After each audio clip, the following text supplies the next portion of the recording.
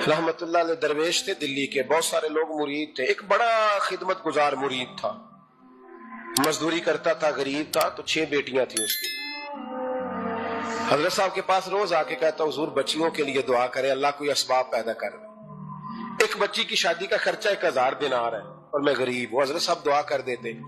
खानका शरीफ के थोड़े ही फासले पर, हजरत जहां बैठ के मुरीदों की तरबियत करते थे, उससे थोड़ा ही फासले पर ना एक ईसाई रहता था, बड़ा मालदार था, बड़ी सारे ऊंट, गायें, भेड़, बकरियां रखी हुई थी और हजरत शरफुद्दीन रहमतुल्लाह अलैह की बड़ी मुखालफत करता था।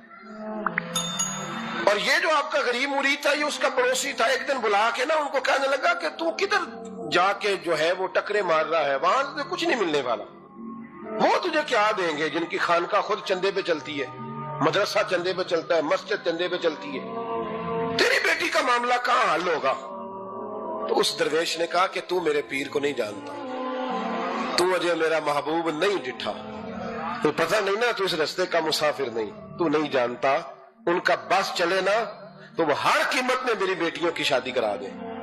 अब वो ईसाई था, कहने लगा अच्छा चलो ठीक है, अगर इतनी बात है ना तो जाओ उनसे जाके कह दो कि 6 साल के लिए मेरे साथ मुआहदा कर लें, वो मेरे जानवरों को चारा डाल दिया करे, 6 साल ड्यूटी करे, मैं 6000 दिनार दे देता हूं। वो मेरे साथ 6 साल मेरे जानवरों को चारा डाले रखते हैं ना, अब चारा डालने के लिए एडवांस पैसे दे के। अब तो लोग उन्हें भी गुलाम ही बना लेते हैं, बड़ी थोड़ी तनख्वाह देते हैं, जुल्म करते हैं, पूरा मुआवजा नहीं देते। हजरत शेख शरफुद्दीन के बारे में वो कहने लगा, जब अपने पीर से जाके कह के मेरे जानवरों को 6 साल चारा डाले, मैं 6000 दे देता हूं, तू जो कहता है हर कीमत पे जाने को तैयार है। उसने जब ये बात की तो मुरीद ने नाराज हो गया, वो लड़ाई हो गई, गिरबान पकड़ लिया, झगड़ा हुआ, बात बड़ी दूर गई। इस तरह की बात करता मेरे हजरत के बारे में, तेरे जैसे कई मैं वहां काम पे रखा दूं। जब बड़ी बहस हुई, बात मोहल्ले में, इलाके में फैल गई, दुनिया ने सुन ली, तो शेख शरफुद्दीन तक भी पहुंच गई। इस तरह झगड़ा हुआ है। लोग सो गए इशा की नमाज के बाद। हजरत साहब ने ना सर पे कपड़ा लिया, उस ईसाई के दरवाजे पे दस्तक दी, वो बाहर आया, फरमाने लगे लोग तो सोच समझ के मुलाजम रखते हैं, तूने भी तो सोच ही लिया होगा, तभी तो मुझे ऑफर की है। तू अपनी ऑफर पे कायम है? वाकई मुझे रख लेगा और 6000 दिनार दे देगा? कहने लगा जा बाबा काम कर अपना। फरमाया नहीं, तूने इतने लोगों में बात की, इतनी बहस हुई, तो कायम है? कहने लगा मैं तो कायम हूं, पर आपने नहीं कायम रहना। फरमाया मैं सोच समझ के आया हूं। उसने कहा आप ड्यूटी करेंगे, भैंसों को चारा डालेंगे? फरमाया एक शर्त, बस जब अजान हो जाए ना तो मुझे रब की नमाज पढ़ने की इजाजत दे देना, बाकी सुबह शाम जो तू कहेगा। अगर उस गरीब की बेटियां ब्याही जाए तो मुझे और क्या चाहिए? उसकी 6 बेटियों का बोझ है उसके सर पे, तू मुझे रख ले। अल्लाह अकबर। वो कहने लगा चले पे मेरे साथ खते बंदगी कर ले। आजकल हम स्टाम करते हैं, उस जमाने में खते बंदगी होता था, गुलामी का खत, काजी शहर के पास, यानी उसका ख्याल था कि चलो स्टाम की बात करूंगा तो भाग जाएंगे। फरमाया चल मैं तैयार हूं। काजी तक गए, तय हो गया, 6000 दिनार दे दिए। हजरत ने मुरीद को बुलाया, फरमाया पुत्र ये ले जा मेरी बेटियों को रवाना कर दे। कहने लगा हुजूर ये क्या कर रहे हो आप, कुछ सोचे? फरमाया यार जब तुझे बेटा बना लिया तो फिर मेरी पोतियां तो लगती हैं ना, मेरा हक तो बनता है ना, जा जाके ड्यूटी कर, उनको ब्याह दे। बात फैल गई। बादशाह भी अकीदतमंद था, वो 12000 दिनार लेके पहुंचा। क्या बताऊं इन रब के बंदों का दिल कैसा होता है, क्या दर्द होता है, क्या रंग। 12000 दिनार लेके बादशाह आया और आके हजरत को पेश किए का हुजूर आप दें इस ईसाई को डबल दें और जाए काम करें। आप फरमाने लगे तू पैसे दे, शर्तें ना लगा, मेरा जहां दिल करेगा मैं खर्च करूंगा, मुझे तो मजा ही अब आने लगा है, अभी तो लुत्फ आ रहा है, अभी तो जायका आया है कुछ करने का, पैसे देने या तो दे, पाबंदी ना लगा, जहां मेरा दिल करेगा मैं। उसने कहा हुजूर ठीक है रख ले। हजरत ने फजर मस्जिद में पढ़ी, जेब में 12000 दिनार थे, ऐलान फरमाया भी किसी और की बेटी भी बैठी है तो पैसे मेरे पास है। वो 12000 दिनार भी बांट दिया और 12000 दिनार बांट के ना तो फिर चले गए खेत में चारा काटने। उस ईसाई को किसी ने बतलाया कि उनके पास तो 12000 आया है, पर तुझसे जान नहीं छुड़ाई उन्होंने। तो वादा ये हुआ था कि 6 देंगे तो जाएंगे, जब तक देंगे नहीं तेरे घर में काम करेंगे। वो ना चारा काट रहे थे, हजरत साहब तो वहां पहुंच गया, दूर जाके खड़ा हो गया, कहने लगा बाबा पहले तो मैंने मुसलमानों के इखलाक सुने थे, अब तो मैंने देख भी लिए। پر یہ بتا جب 12,000 آیا تھا جان کیوں نہیں چھڑائی؟ تو حضرت چارہ کاٹتے کاٹتے رو پڑے، فرمانے لگے تو نہیں نہ جانتا یہ بیٹیاں سانجی ہوتی ہیں، پتہ نہیں نا؟ میرے رسول پاک نے تو حاتم تائی کی بیٹی کے سر پہ کپڑا رکھ کے کہا تھا بیٹیاں برابر ہوتی ہیں، تو یہ نہیں پتا جب اس کی 6 بیٹیوں کی شادی ہوئی ہے میرے اندر روحانیت کتنی بڑی ہے۔ فرمایا پھر 12,000 آیا ہے تو 2-4 بچیاں پھر گئی ہیں، تو یہ نہیں پتا میں اندر سے راضی کتنا ہوں، میں تیری نوکری کرتا رہوں گا، پتہ نہیں اللہ کتنی بیٹیوں کو بیاہ دے گا۔ اتنا رویا وہ عیسائی کے پیروں میں بیٹھ گیا، کہنے لگا بابا میں نے تیری مخالفت کی ہے پر تیرے قریب آ کے پتہ چلا ہے کہ تو بہت اونچے اخلاق کا مالک ہے، اور اگر تیرا یہ مقام ہے تو تجھے اخلاق سکھانے والے محمد عربی کی شان کتنی ہوگی۔ ظالم کی بولیے جاتے نہیں لوگ جھوٹے گواہ بن کے، وکیل صاحب کو نہیں پتا ہوتا کہ یہ بندہ مجرم ہے جو میرے پاس آیا، کیا مجرموں کے وکیل نہیں ہوتے؟ بولے تو اس کو پتہ نہیں ہوتا وکیل صاحب کو کہ یہ صاحب مجرم ہے، میرے پاس مقدمہ لے کے آئے، اور اگر بے ادبی نہ ہو جائے تو میرا خیال ہے قاضی عدالت کو بھی پتہ ہوتا ہے کہ مجرم کون ہے اور مظلوم۔ میرے نبی پاک صلی اللہ علیہ وسلم نے اس قدر زیادہ سختی فرمائی اس مسئلے میں، فرمایا جس کو پتا تھا کہ فلاں آدمی ظالم ہے، ظلم کر رہا، پھر وہ ظالم کا گواہ بنا یا اس نے ظالم کی مدد کی، کتنی کی؟ شارحین لکھتے ہیں چاہے اس نے ایک جملہ بول کے کی، چاہے ایک، سارے بولیے، چاہے ایک غریب کو اس نے ظلم کیا تو کہتے ہیں علاج یہ سی، چاہے ایک جملہ بول کے کی، شارحین اس حدیث کی شرح میں لکھتے ہیں ایک جملہ بول کے چاہے مدد کی، جس بندے نے کسی ظالم کی مدد کی کسی مقدمے میں یا کسی صورت میں اور اسے پتا تھا یہ ظالم ہے، میرے نبی پاک صلی اللہ تعالی علیہ وسلم فرماتے ہیں اگر اس نے مدد کی، ابھی ظالم کی بات نہیں ہو رہی، ظالم کے مددگار کی بات ہو رہی، اگر کسی نے ظالم کی مدد کی تو حضور فرماتے ہیں خدا بھی اس سے بری و ذمہ ہے، رسول بھی اس سے بری و ذمہ ہے۔ سنبھال کے رکھے اپنی نمازیں، قربانیاں، حج، زکوٰۃ سنبھال کے رکھے۔ اگر ظالموں کا مددگار ہے، الیکشن آ لینے دے، آپ کو نظر آ جائے گا کون کون ظالموں کا مددگار ہے، نظر آ جائے گا۔ اپنی جیب سے لوگ پیسے دے کے ظالموں کی مدد کریں گے، ان کے فلیکس چھپوائیں گے، بورڈ لگوائیں گے، جیبوں سے پیسے دے کے۔ ہم نے خود آگ لگائی ہے چمن میں اپنے، بے سبب گردشی ایام کو الزام نہ دو، ہم نے خود نور کا ظلمت سے کیا ہے سودا، کر کے توہین سحر شام کو الزام نہ دو۔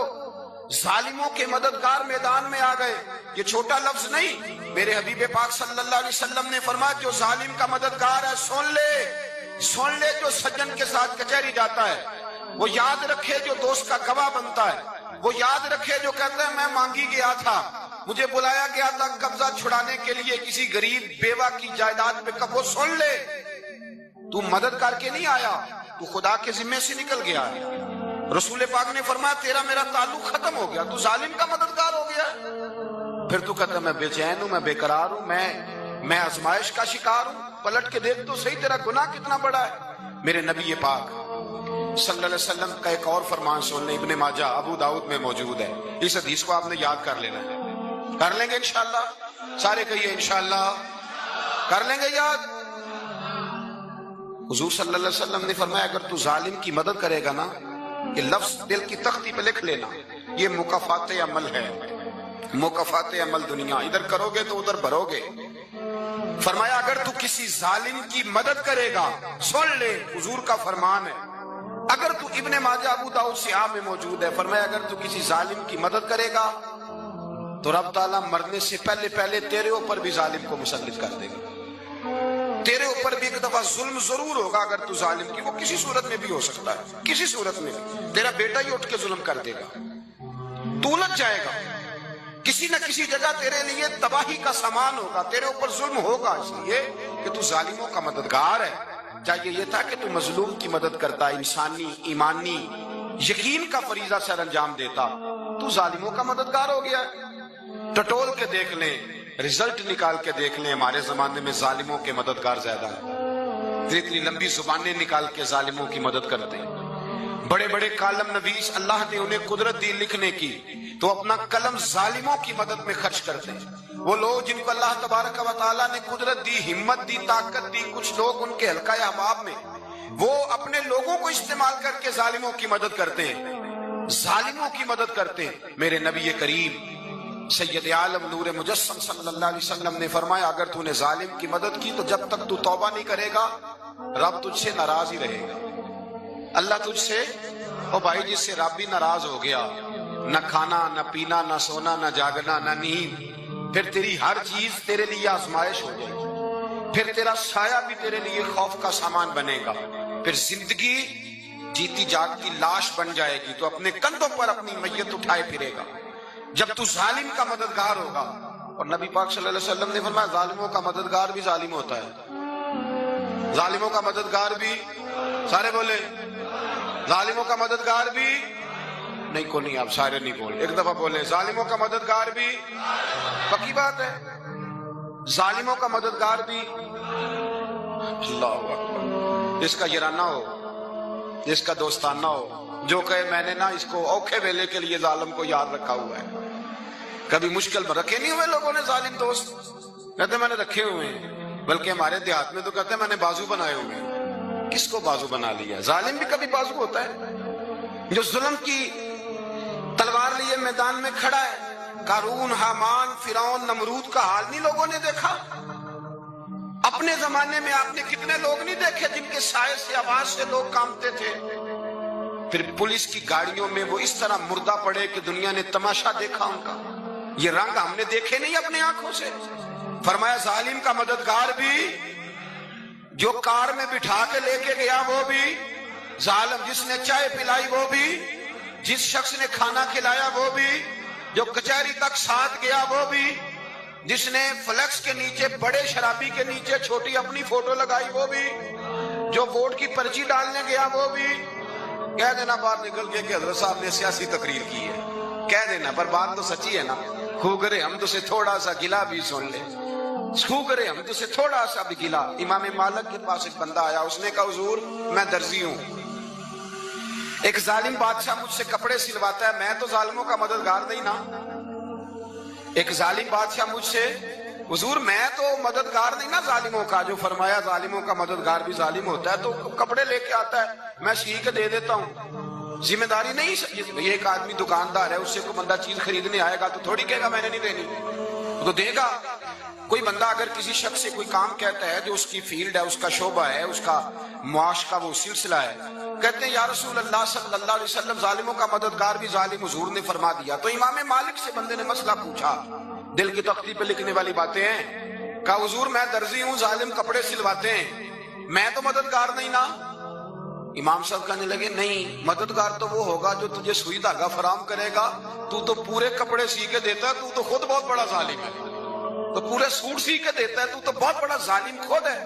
مددگار تو وہ ہوگا جو تجھے دھاگا دے گا، جو تجھے بٹن دے گا، جو تجھے نلکی دے گا۔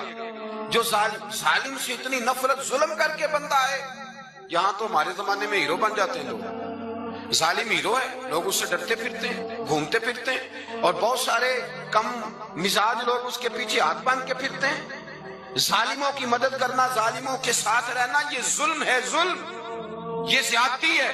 میرے نبی پاک صلی اللہ تعالی علیہ وآلہ وسلم نے ارشاد فرمایا، یاد رکھو رب فرماتا ہے میں مظلوم کی مدد ضرور کروں گا، چاہے جلدی کروں چاہے دیر سے کروں، میں مظلوم کی مدد۔ اور حضور صلی اللہ علیہ وسلم نے فرمایا ہے، حضرت معاذ بن جبل کہتے ہیں حضور نے مجھے یمن کا گورنر بنایا، جب میں جانے لگا نا تو حضور نے بڑی نصیحتیں کی، بخاری میں موجود ہے، فرماتے ہیں جب میں پلٹنے لگا تو میرے رسول نے فرمایا معاذ ایک منٹ ٹھہر جا، ایک بات میری یاد رکھنا، اس کو نہ بھولنا۔ کہا حضور کیا؟ فرمایا دیکھنا کسی پہ ظلم نہ کر بیٹھنا، کہیں تجھ سے زیادتی نہ ہو جائے۔ محبوبہ پھر حضور نے فرمایا سن میرے معاذ، میں تجھے گورنر بنا رہا ہوں، زیادتی نہ کر بیٹھنا۔ یا رسول اللہ صلی اللہ علیہ وسلم کیا ہوتا ہے؟ تو میرے کریم نے فرمایا جب مظلوم دعا کے لیے ہاتھ اٹھاتا ہے تو عرش کا مالک کہتا ہے فرشتوں پیچھے ہٹ جاؤ، عرش کا مالک کہتا ہے فرشتوں پیچھے ہٹ جاؤ۔